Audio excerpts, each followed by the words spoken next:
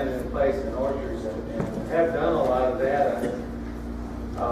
There's people in here, there are people around the meeting, like Harry has done this professionally for a living, so if you've got any real questions, you might want to talk to them. There's Lamar over there. And I'm sure Lamar can straighten me out on a lot of this stuff, but as somebody who hadn't done a whole lot of it before, we have done a lot of it recently. I don't recommend it, but it can be done, and there are some advantages. So let me talk about what we have done in our experiences. We plant seedlings in place in orchards. We'll take out trees. A lot of times we'll take out a big tree and plant 3 young trees back. If we got a variety that this is at Abigail Plantation, these are desirable trees kind of growing in a swamp. And we're very prone to scab here and at risk. And happen to have a medium-sized tree on a 60-foot spacing. We decided to hedge our bet on desirable a little bit and come in with some more scab-resistant varieties. And we grow trees here and pick them up with a spade. But we planted this basically like a nursery row in between. It's desirable over here. We go with XL or Lakota or something that didn't scab and gradually convert these desirables over to that in some of the swampiest, wettest areas, so we didn't have to live with desirable and fight scab all the time. So we do it that way. Some of the reasons you might want to plant seedlings rather than grafted trees, you can't get grafted trees. You got to get on a list. If you want a particular variety, especially, it might be a 2 or 3 year wait before you can get them. But here in Louisiana, we've had excellent cooperation through the State Forest, Louisiana State Forest Nursery. They have a nursery at Monroe, and they grow seedlings. We've sent them nuts from some of our scab-resistant varieties that they use to grow trees. And we have an arrangement with them. We can get trees. Any Louisiana citizen can request trees from them, and it's kind of first come, first served. But we buy seedlings from them. Usually they have plenty, especially if you book them the year before. They're cheaper. A little 1 year, 8-inch tall seedling from that source is going to cost about 25 cents a piece. Many nurseries like Buck Falk in Georgia, for example, many others will grow a tree in the nursery for a year or 2 and then graft it at the beginning of year 2 or year 3 and get a 65-70% take. And so you got 35%, let's say, as an example, a reasonable number, what the trees didn't take. And they were whip grafted, cut off just above the ground, and the graft didn't take, the stick dies, and the well cared for seedling comes back up from the rootstock, and it's a 5 to 6, 7 foot tree. Maybe it's $20 at the end of the year after the graft failed. And it's right side by side with a 6 or 7 or 8 foot tree where the graft lived. And they will sell you that seedling tree in very good condition. Usually, Buck would sell them in quantity $3. We pay $4 or something. They got a little higher. If you compare that to an already grafted tree from a similar nursery, talking about 25 cents to $3, depending on the size of the seedlings, compared to $12 to $18 a container tree might be $20 or $25. So you can plant 70 seedlings for the price of one good grafted tree. So that's a reason you might want to. I'll show some pictures. Sometimes, especially on whip grafted trees or trees grafted soil line or below and then planted too deep, they don't have buttressing, anchored roots. And Monty and I looked at this. I'll show some pictures that probably Monty took later. Seedling trunks are more resistant to cold damage. If you you grow your own seedling, and then you graft it yourself, you can choose the height at which the grafting is placed. If you want to graft it at head height, then you've got seedling trunk all the way from that height, all the way down to provide the anchorage that you need, to provide the tougher seedling trunk that resists herbicide damage, resists cold damage, ultimately resists shaker damage more. It's a tougher tree.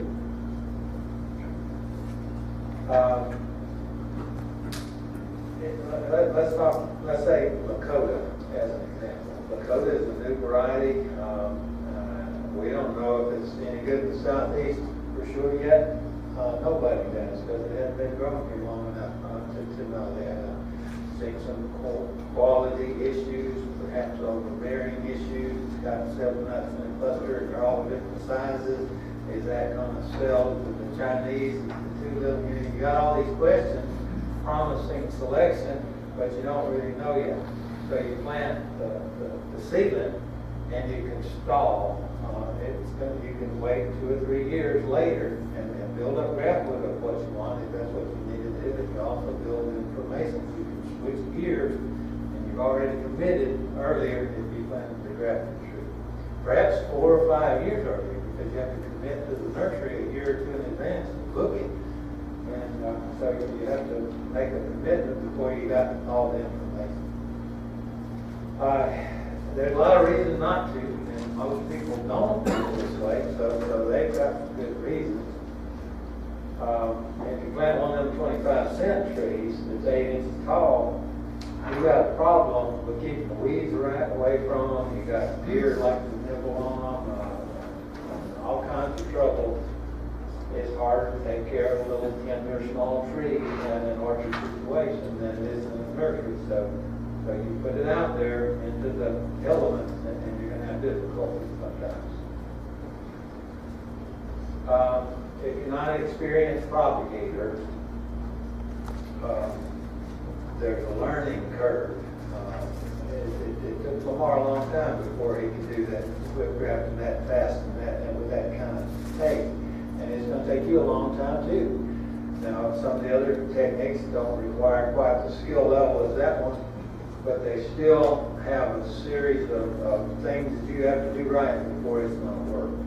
And it's not uncommon at all, first attempt, they all die. It might have been the graft wood, it might have been the storage, it might have been the technique, the time of year, but there's a lot of things that all have to come together if you're going to get it to work. And 100% failure, not uncommon at all. Now, if you got a skilled grafting crew, the grafting part, once they learn the procedure and they got that all down, that's quick and easy. But you got a lot of follow-up, especially on a larger tree that you're top working. You got to come back and cut off a lot of sprouts. You got to sometimes tie it up, and you have to pick the right place to graft it so they don't all break out. And if you top working a bigger tree, it's going to try to grow back to the first one, instead of grow to the one you changed it to. And you got to take care of that if you're working up in the air, and it's sometimes a 3-4 year follow-up before you get that tree what you want it to be. You have to have a source of graft wood or budwood of the desired variety. If you go to the Oklahoma Pecan Growers website, they have a list there of suppliers of pecan and graft wood, and they'll sell it to you 50 cents or $1 a stick. But your neighbor might have trees and he wants to prune them anyway, or he's pruning them. You can follow behind and collect graft wood that way, or you can prune them for him. We trade labor for graft wood. You can work out deals like that, but you can do that with graft wood and put it in storage. You cut it in February, typically early February, put it in storage, and then on a forklift or a bark rack, you use it in April when the bark starts to slip. And you can cut it 100 miles away, ship it, put it in storage, and it's still okay. If you're doing it with budwood, you cut that fresh off of the tree, especially current season budwood, and you need to cut it this morning and use it by this afternoon for best success. So that's a little more difficult. budwood is not right on your place or very nearby. It's going to be slower to plant a seedling and grow it in place and then graft it. It's going to set you back 2 or 3 years over planting an already grafted larger tree. And you're losing money while you're waiting on those trees to grow. So there haven't been very many studies, but the ones that did generally stated that you're better off biting the bullet and paying the $18 to plant the grafted tree when all's said and done. But a lot of people have done it and done it successfully. You can establish an orchard in a lot of different ways. You can plant already grafted or budded nursery trees. That's the standard one. You can plant seedlings and graft them later. You can plant nuts in place, grow the seedlings in place and graft them later. And that's the slowest way to get started. If you're talking about durable trees that are going to stand up in a storm, it's the reverse of that. The nut plant in place and then the seedling and then the already grafted trees. The nut plant in place is going to make a taproot, it's going to make buttressing roots, it's going to be well anchored. So is the seedling, and a grafted or budded tree may or may not, depending on the graft type and the place where it was grafted and how deep you planted. So there's a trade-off there. If you want to stand up grafted trees, quicker yields with greater initial expense. Can you afford that? You want a cheaper, stronger tree, more likely to stand up in hurricanes. That's the trade-off. Nurseries aren't doing this as badly as they used to, but a number of years ago, and some still today, we're grafting right at ground level, or they call it barring off, tearing off. They dug the dirt away from the base of the tree, and they put the graft actually below the original soil line down here. And then after the graft is put in place, then they put the dirt back to it and covered it up. And this warming, moist soil surrounding the new graft promoted better callus development. They got a better take, and they were able to graft a 1-year-old tree or a smaller tree than they would have before because it's fatter down here on the upper part of the root. The trouble is people want to plant it back to the depth it grew in the nursery. And when you put the dirt back around it, it discolors that. They declare that's the depth it grew in the nursery. But the actual root system is down here. And the development of roots doesn't occur readily from the mature wood grafted top. So the roots that would provide the anchorage to the tree grafted down here, and when those are planted to that depth, the real root system, it should be planted with this up here if you're going to get the buttressing roots that we have, that we need. So you don't get roots developing on the tree that's of that size planted that way. So you come in the storm 6 or 7 years later, and it blows over like that, and the roots are formed down here on the seedling part, but not on the mature wood grafted part, and the support roots right at the base of the tree at ground level is one that holds the tree up to chest. So after a storm, and look at that picture closely, and remember, Monty kept up with whose slide he stole better, and had the names on there. I don't know if this is Monty's slide or my slide or whose slide, but I know Monty was involved in this. We looked at this, and then down the road, this is, 5 miles further south towards the storm. Same year, these pictures were taken after the same storm within a couple of days of each other. The picture before, look at how those are leaning, and also look at the base of the tree, and these go down into the ground like this goes. These, as Bonnie and I looked after the storm and surveyed tree type, soil type, place where it was grafted, variety, fertility, everything we could think of and find out about these trees, trying to determine what was associated with the tree blowing over.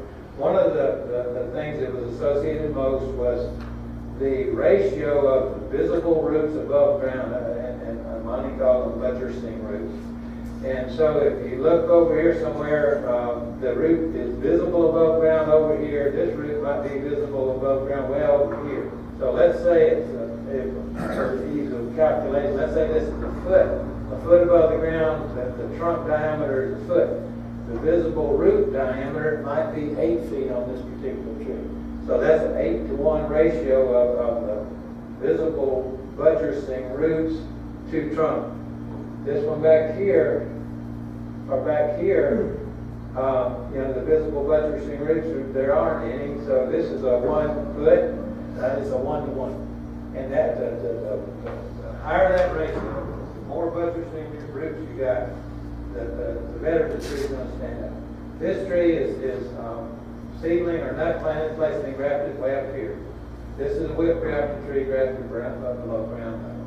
If you put it in order with the nursery, and the nursery happens to be growing them like that. Now, the nurseries have adjusted. Now they use it. How high you put grafted tree now?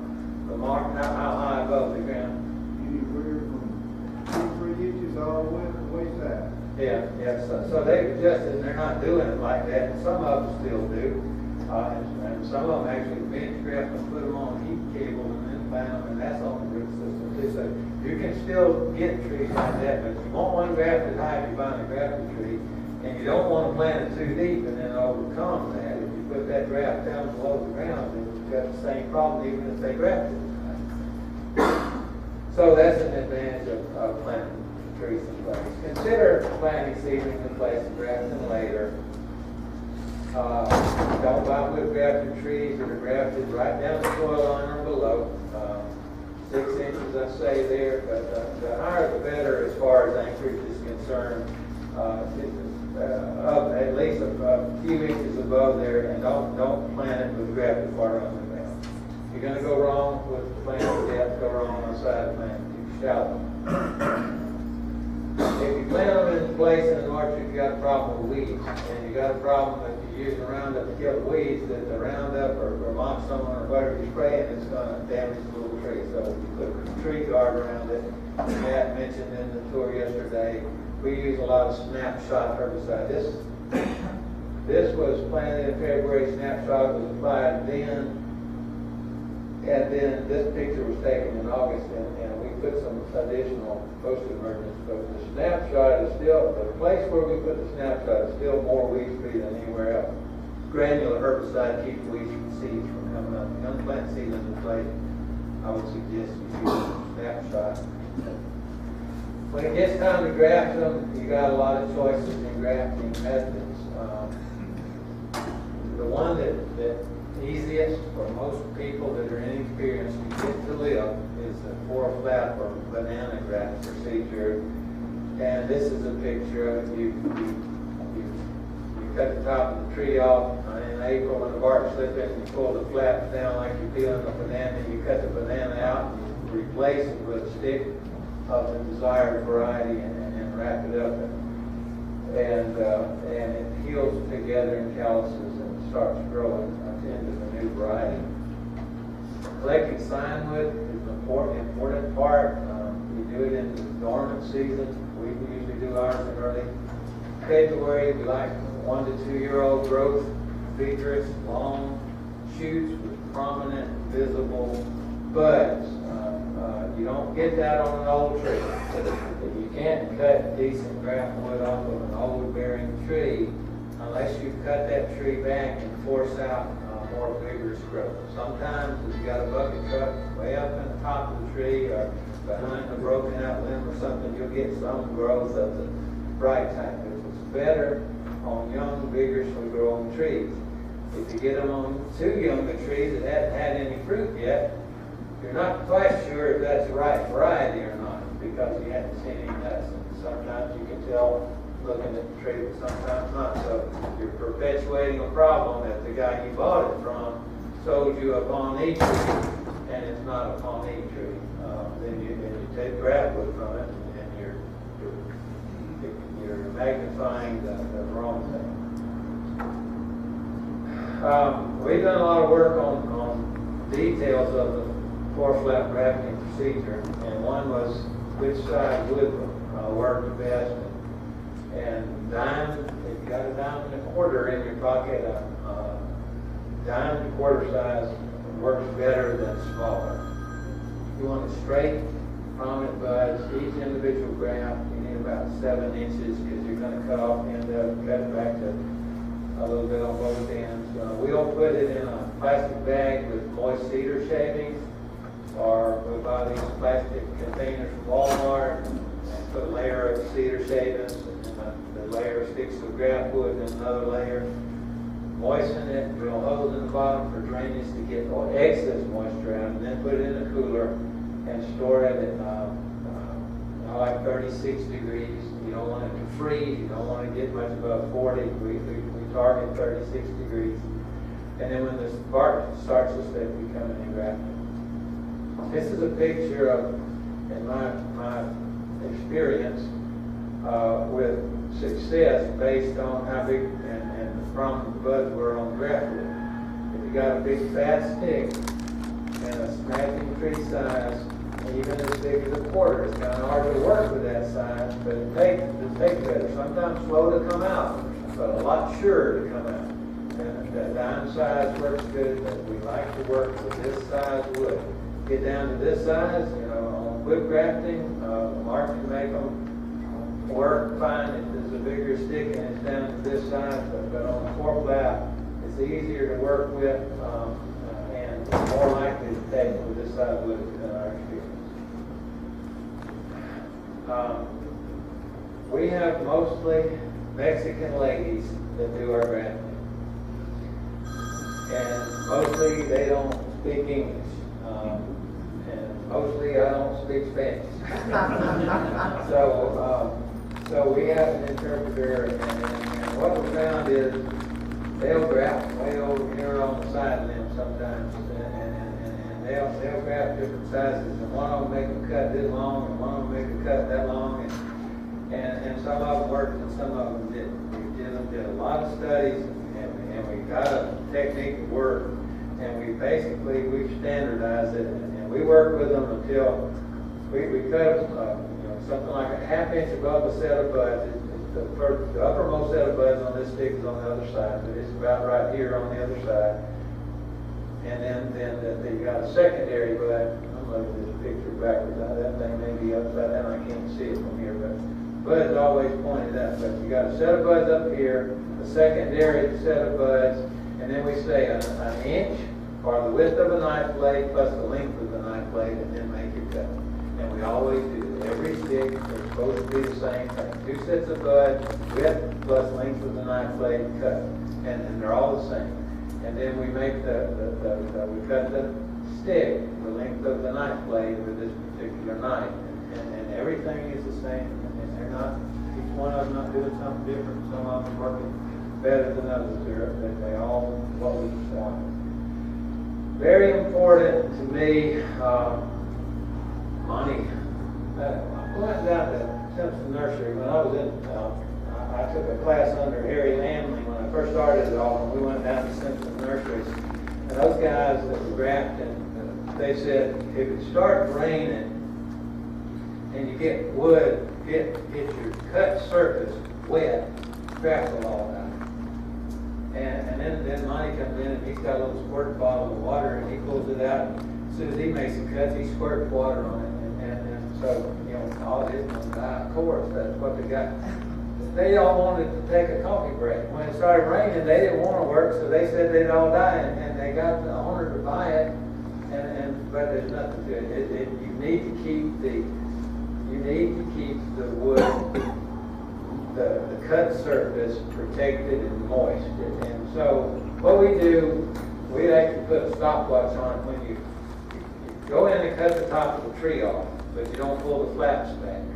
When you pull the flaps back, the clock is ticking. You've got exposed tissue oxidizing and browning and drying out, and you want to minimize that. When you cut the stick and you expose the thin-walled cambium phloem cells on that stick, they'll die quickly if exposed to sunlight or exposed to drying. And so the clock is ticking as soon as you make the cut. So you make all 4 cuts real quick. Plunge it in a nice water bath. We put some cedar shavings in there because there's a little bit of antifungal. I don't know if that's better or not. I haven't tested that. Cedar shavings in the different. These work. I know that we've done thousands of this way.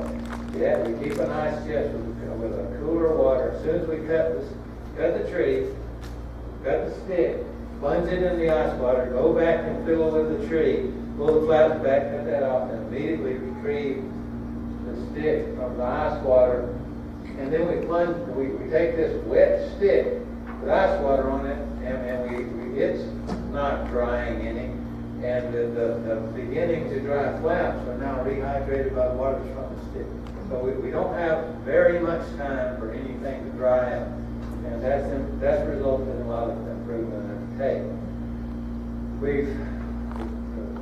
The booklet that was originally rented to Cullen, Tennessee, wrote this up as a concept years ago, and everybody goes back to that publication. It said put foil around the cut surface and put a plastic bag around the cut surface, and it didn't say wrap the top. But we tried it. We've got a lot of trees to graft, so we do 100 this way with a bag and 100 without a bag, and all combinations. And never got an improvement from having foil, never got an improvement from having a bag around it. So, and that takes a lot of time, and we felt like you need to kind of take those off, or at least the bag as it gets too hot. So we quit doing that. We wrap it with, I like to use the clear 4 mil grafting tape. Larry Womack used that for budding in his nursery. But we use that, and we wrap the flaps with that. It's pliable enough. I've never seen one girdle. We don't ever cut it off. And then we use buddy tape. And buddy tape is a valuable thing for grafting. It breathes, it allows oxygen in, but it holds moisture. The buds will grow right through. So we wrap with buddy tape. Parafilm works too, but not as good in my view as buddy tape. So we wrap the whole stick, top to bottom, underneath the graft, and over the top with buddy tape. Monty did a study with sealing the cut in, and we didn't see any benefit from that either, so we don't fool that. After you put the graft in place, usually about 3 weeks later, maybe a little bit longer than that on a big fat stick without very prominent buds, 3 to 4 weeks later, it'll start to grow. At that point, you need to start phasing out the old wood.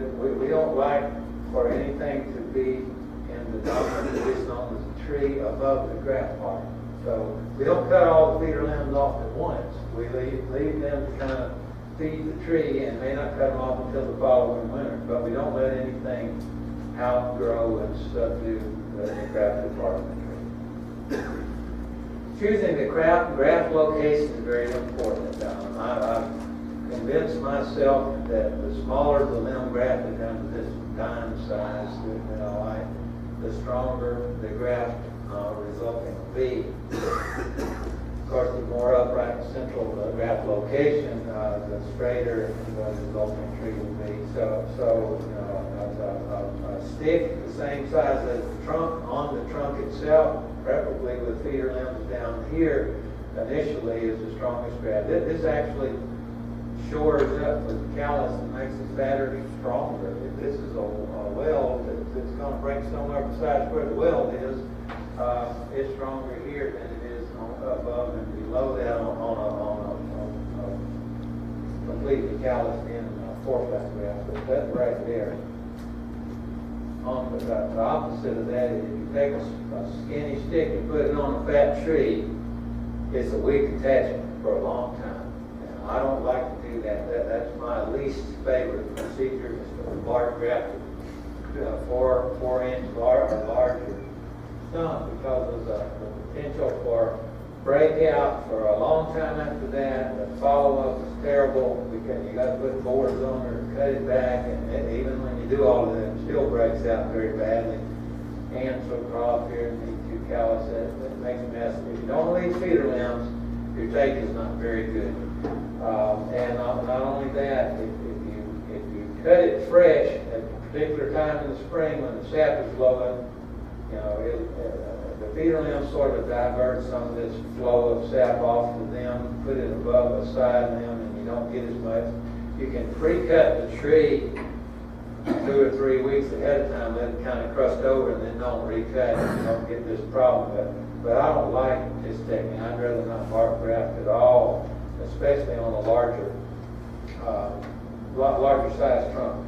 Here's some Monty and I did a long time ago with pretty large trunk and a small stick of wood, trying to tie it up and board it up and bring it back. And most of them broke out, as I recall.